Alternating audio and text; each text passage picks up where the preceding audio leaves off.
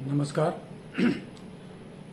आज वक्फ कानून पर चर्चा चल रही है सुप्रीम कोर्ट में भी और जनता की अदालत में भी। जनता इस पे सोच रही है, विचार कर रही है कि सुप्रीम कोर्ट क्या उस कानून को बरकरार रखेगा जिसके ऊपर कोई अंकुश नहीं है, जो किसी की ज़मीन पर अगर उंगली रख दे तो उसकी हो जाती है, जबकि संविधान में चाहे आप चले जाएं सिविल कोर्ट में या अपने उत्तराधिकार के मामले में या प्रॉपर्टी के म्यूटेशन में या किसी अन्य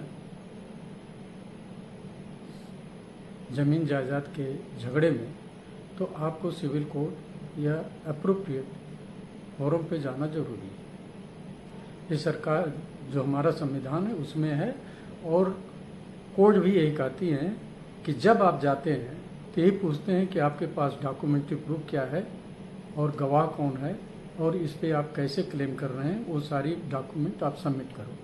लेकिन वक्फ बोर्ड को जो अधिकार दे दिया गया, जहाँ पर वो कह दे वो उसकी ज़मीन है, उसका अधिकार है, भले दूसरी पार्टी तमाम प्रूफों के साथ सैकड़ों साल से उस पर कब्जे पे हो, क्या उसको नहीं जाना चाहिए कोर्ट में?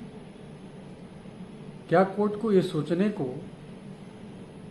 हक नहीं है?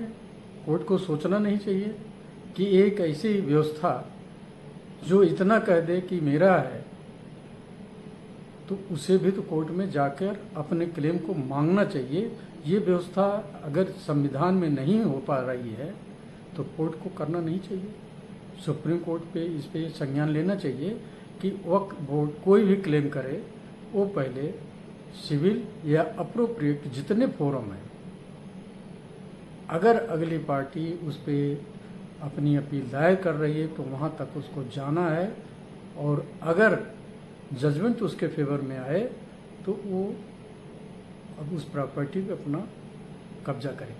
लेकिन ये कह देना कि मेरा है और कहीं नहीं आपकी सुनवाई होगी, इस पे सुप्रीम कोर्ट अगर एक तरीके से नहीं ध्यान देगी तो ये देश की जनता के साथ, हिंदुओं के साथ और मुसलमान जो नहीं चाहते कि अपनी प्रॉपर्टी में जो हिस्सा था उससे ज़्यादा वक्फ बोर्ड ज़मीन ले, ऐसे लोगों के साथ अन्याय होगा। ये महत्वपूर्ण इस बिल में है। इस पे ध्यान न देके आप वक्फ बाय यूजर, प्रॉपर्टी का यूजर जो है अगर वक्फ है और उसके पास रिकॉर्ड नहीं है तो किस दिन से रिकॉर्ड नहीं है उसकी भी तो लिमिट होनी चाहिए। यूजर है, अगर स्वतंत्र होने के बाद, हमारा वक्फ कानून बनने के बाद अगर वो प्रॉपर्टी का यूजर बना है तो कैसे बना है उसे प्रूफ देना चाहिए। इतना पुराना तो नहीं हुआ है संविधान में, या जो आप कह रहे हैं वक्फ कानून में कि यूजर है और उसकी प्रॉपर्टी, ये वर्ड जो है अगर इसको एक्सपंज करते हैं तो ये भी जनता सोच रही है, देख रही है कि हमारी सुप्रीम कोर्ट क्या करने जा रही है, कि इस पे एक प्रॉपर्टी का यूजर जो है अगर वक्फ है और वो प्रॉपर्टी वक्फ की नहीं है तो इस तरीके से वक्फ का अधिकार कैसे, कहाँ से, किन प्रॉपर्टियों में होना चाहिए वो स्पष्ट होना चाहिए। ये एक तरीके से ये कहा जाए कि उसको स्टेट भी लेमैन उसमें रिजेक्ट नहीं करना चाहिए। ये देश की जनता जो कानून नहीं जानती, जिसको इतना संविधान का ज्ञान नहीं है, वो बोल रही है कि ऐसे तो बहुत सारी चीज़ें हैं जो निरंकुश के क्लेम करेंगे और यूजर अपने को प्रूव करेंगे कि वहाँ हम उठते थे, बैठते थे, जाते थे और वहाँ खड़े होकर देखते भी थे। ये तो यूजर ही की डिफिनीशन में आएगा। तो डिफाइन भी करें यूजर कैसा हो, वो किस हद तक का यूजर होना चाहिए, जिस पे वक्फ का अधिकार तो नहीं होगा लेकिन यूज कर सकता है। लेकिन यूज जो संस्था, जैसे मस्जिद के लिए हो रहा है, तो मस्जिद का यूज होता रहे, वक्फ की प्रॉपर्टी तो नहीं होनी चाहिए। मस्जिद अगर उसको कंट्रोल में रखी है, यूज कर रही है तो ठीक है, अगर उनका मदरसा चल रहा है बाई यूजर में, लेकिन वो प्रॉपर्टी का रिकॉर्ड नहीं है तो ठीक है। अगर उसका रिकॉर्ड है, कहाँ से आया, कैसे आया, तो ठीक है। अगर नहीं है और नया एक केस है तो उस पर तो विचार होना चाहिए। तो ऐसी चीज़ें जब जनता के दिमाग में आ रही है तो हमारे सुप्रीम कोर्ट के माननीय जजों के भी ये चीज़ सोचनी चाहिए कि हम क्या करेंगे। कहीं ऐसा न हो कोई गलती देश में धार्मिक लाइन और बड़ी बना दे। इसी तरीके से आप देखेंगे कि देश स्वतंत्र हुआ, उसके बाद बहुत सारे हिंदुओं ने अपनी प्रॉपर्टी मुस्लिम लोगों को दी कि इसको कब्रिस्तान में बना लो, इसमें मदरसा बना लो। उन्होंने दान में वक्फ को दे दी। मान लो जब दान में वक्फ को दी है तो एक तरफ कहते हैं कि वक्फ को हिंदुओं की जमीन नहीं लेनी चाहिए क्योंकि अल्लाह को मिल गई हो, अल्लाह की प्रॉपर्टी खुदा की प्रॉपर्टी है, उस पर केवल मुसलमानों का हक है। लेकिन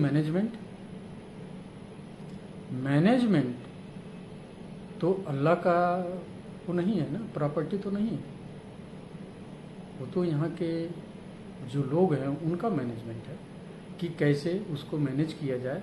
अगर एक प्रॉपर्टी मिल जाती है, उस पर कोई काम नहीं होता, मदरसा आप बना लेते हैं, उस पर पढ़ाई नहीं होती, उस पर अन्य गतिविधियाँ होती हैं, तो क्या मैनेजमेंट का काम नहीं?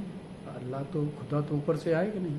मैनेजमेंट सरकार ने इसीलिए बनाया है कि उस मैनेजमेंट में जिन लोगों ने अगर उसमें अपना दान दिया है, जिस उद्देश्य से दिया है, क्या पूरा नहीं हो रहा है? अगर नहीं हो रहा है तो उसको कैसे कराया जाए? तो उस मैनेजमेंट में वो हिंदुओं ने भी दान दिया है, उनका रिकॉर्ड निकालें, मिलेगा। तो ऐसे प्रॉपर्टी में क्या हिंदुओं की भागीदारी नहीं होनी चाहिए मैनेजमेंट में? सुप्रीम कोर्ट को सोचना चाहिए कि देने के लिए तो वो ठीक है, और उसकी यूज, उसका उपयोग अगर अच्छे कामों में नहीं हो रहा है तो वो लोग उसको देखने के अधिकारी नहीं हैं, उसके पूछने के अधिकारी नहीं हैं। ये तो गलत है। अगर वो 10 हैं तो 2-1 उस पर आवाज़ उठा सकें। अगर इनकी आवाज़ को वो मैनेजमेंट नहीं सुन रहा है तो इसे ऊपर कोर्टों में ले जाने का अधिकार उस मैनेजमेंट के लोगों को होना चाहिए। अगर वहाँ पर आप जानते हैं कोई भी संस्था बनती है, उसमें एकाधिकार की प्रक्रिया होती है और लोग करना चाहते हैं कि मैनेजमेंट में वही रहे, जो हम कहें वही बोले। लेकिन एक आध दो ऐसे होते हैं जो सच्चाई को सामने लाते हैं और गलत को रोकने की कोशिश करते हैं, लेकिन वो बहुमत में नहीं होते, उनकी बात नहीं चलती। ऐसे मामले भी कोर्ट में जाने के लायक होते हैं और कोर्ट में जाना चाहिए। ये वक्त में कौन प्रोविजन करेगा, इसे भी सुप्रीम कोर्ट को सुनना चाहिए, इस पर भी बात आनी चाहिए। यदि इन सबको विस्तृत रूप में देखेंगे तो कहीं न कहीं ये वक्त बिल बहुत कुछ चीज़ें जो अभी तक सरकारों ने इग्नोर किया और समाज में जो कुरीतियों के रूप में उभरा, उसको ख़त्म करने के ऊपर उस पर एक निगाह रखने के लिए बनाया गया। इसमें हिंदुओं को कोई फ़ायदा नहीं, केवल हिंदुओं को, उन हिंदुओं को फ़ायदा है जिनकी ज़मीन पे वक्फ बोर्ड अपना क्लेम कर रही है, जो सालों से, सैकड़ों सालों से उस पर कब्जे पर है। तो ऐसे लोगों को क्या न्याय का अधिकार नहीं मिलना चाहिए? ये महत्वपूर्ण है। तो इसे आज मुस्लिम वर्ग के जो चिंतक हैं,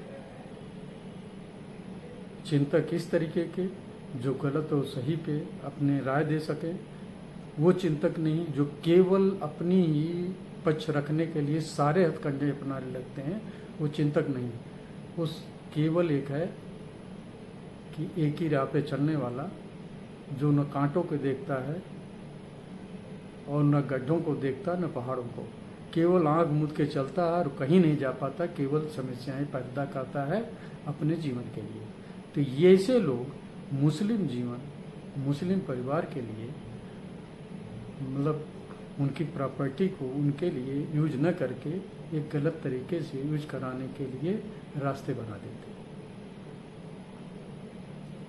तो इस पे चर्चा होनी चाहिए, मीडिया को स्पष्टता के साथ चर्चा करनी चाहिए, लोगों को बुलाना चाहिए। ये नहीं कि आप बस हल्ला मचाएं, और नहीं, सपोर्ट के साथ और धैर्य के साथ चर्चा में भाग लेना चाहिए और अपने कौम के, अपने मुस्लिम वर्ग को ये बताना चाहिए कि आपका अधिकार क्या है और आपके लिए हो क्या रहा है और होना क्या चाहिए अब, और इस बिल में क्या प्रोविज़न है।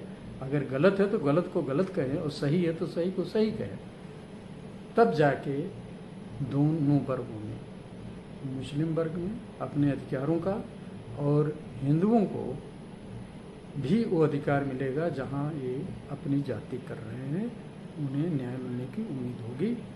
इसी के साथ मैं अपना आज का ये जो स्टेटमेंट दे रहा हूँ ये समाप्त कर रहा हूँ। नमस्कार, धन्यवाद।